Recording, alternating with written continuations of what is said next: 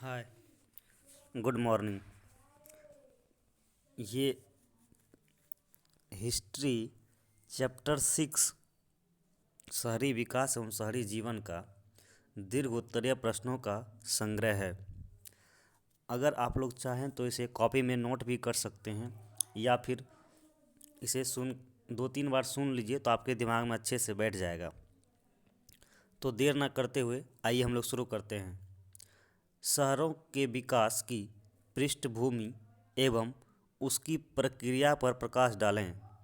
उत्तर: शहरों के विकास की पृष्ठभूमि मध्यकालीन सामंती सामाजिक संरचना एवं मध्यकालीन जीवन मूल्य, जो कि 13वीं शताब्दी तक अपने शिखर पर था। कई प्रतिरोधों के पश्चात भी यह व्यवस्था ने नई एवं बाह्य शक्तियों को, जो इसे परिवर्तित करना चाहती थी, यथासंभव नियंत्रित रखा, रोका और अपने में समाहित किया। अंततः एक नई सामाजिक एवं राजनीतिक संरचना विकसित हुई, जो अपनी परंपराओं एवं स्वरूप के लिए प्राचीन परिपाटी के प्रति ऋणी तो थी, किंतु नवीन राजनीतिक एवं आर्थिक अवधारणाओं को स्वीकार करती थी, जो अधिक लौकिक एवं जिज्ञासु प्रवृत्ति से प्रेरित थी। इसी पृष्ठभूमि में शहरी जीवन का पुनः उदय हुआ। शहरीकरण की प्रक्रिया 3 ऐतिहासिक क्रियाओं ने आधुनिक शहरों की स्थापना में निर्णायक भूमिका निभाई। पहला है औद्योगिक पूंजीवादी का उदय, दूसरा है विश्व के विशाल भूभाग पर औपनिवेशिक शासन की स्थापना, तीसरा है लोकतांत्रिक आदर्शों का विकास।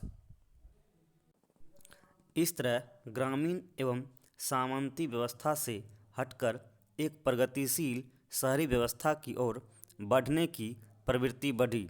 अतः नगरवाद जनसमूह के एक बड़े भाग की जीवन पद्धति के रूप में आधुनिक घटना है। क्वेश्चन नंबर 2, ग्रामीण तथा नगरीय जीवन के बीच की भिन्नता को स्पष्ट करें। उत्तर: गांव और शहर के बीच काफ़ी भिन्नताएं हैं।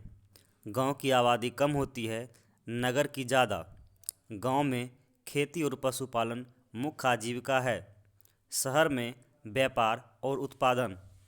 गांव में प्राकृतिक वातावरण अच्छा है, शहर में दूषित। शिक्षा, यातायात, स्वास्थ्य सुविधाएं आदि में शहर अधिक उन्नत अवस्था में होते हैं। शहर में आधुनिकताओं का बोलबाला होता है, जबकि ग्रामीण क्षेत्र आधुनिकता से काफ़ी दूर होते हैं। नगर में रोजगार के साधनों की अधिकता होती है, जबकि गांव में रोजगार के साधन नहीं के बराबर होते हैं। ग्रामीणों का जीवन स्तर निम्न होता है, नगरीय लोगों का जीवन स्तर उच्च होता है। ग्रामीण लोग सामान्य तौर पर निष्कपट और ईमानदार होते हैं, जबकि नगरीय लोग में घृणा, ईर्ष्या, द्वेष इत्यादि अधिक होते हैं। क्वेश्चन नंबर 3, शहरी जीवन में किस प्रकार के सामाजिक बदलाव आए। उत्तर: शहरीकरण की प्रक्रिया ने सामाजिक जीवन में काफ़ी बदलाव लाया। ग्रामीण जीवन मुख्यतः कृषि प्रधान अर्थव्यवस्था पर आधारित थी, परंतु नगरीय जीवन गतिशील मुद्रा प्रधान अर्थव्यवस्था पर आधारित था।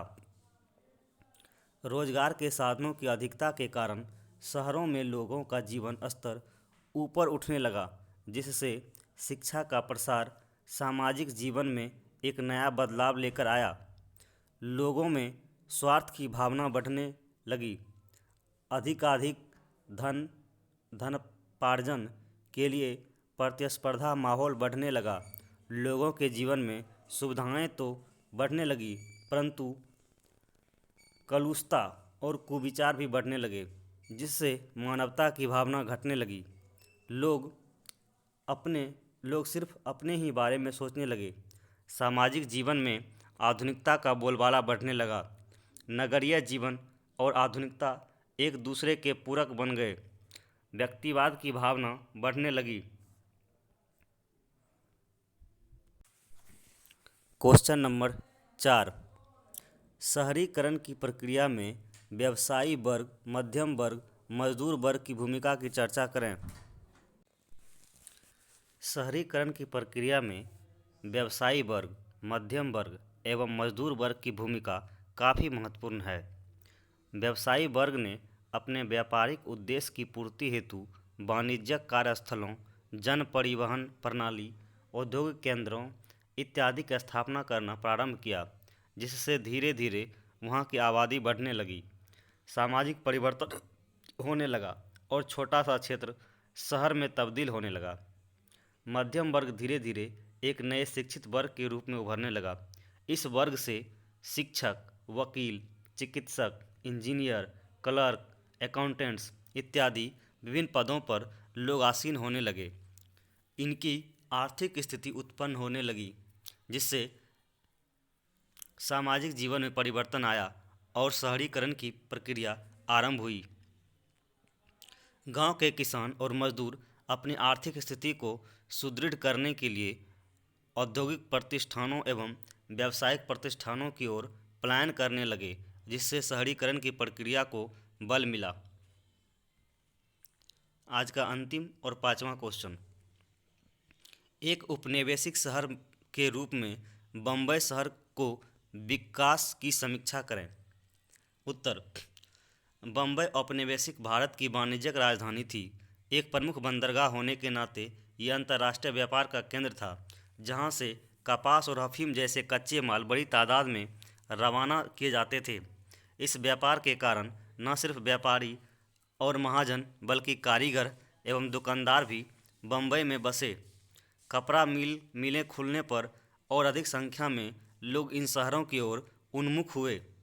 1954 ईस्वी में पहली कपड़ा मिल स्थापित हुई और 1921 ईस्वी तक वहाँ 85 कपड़ा मिलें खुल चुकी थी, जिसमें लगभग 1,46,000 मजदूर काम कर रहे थे।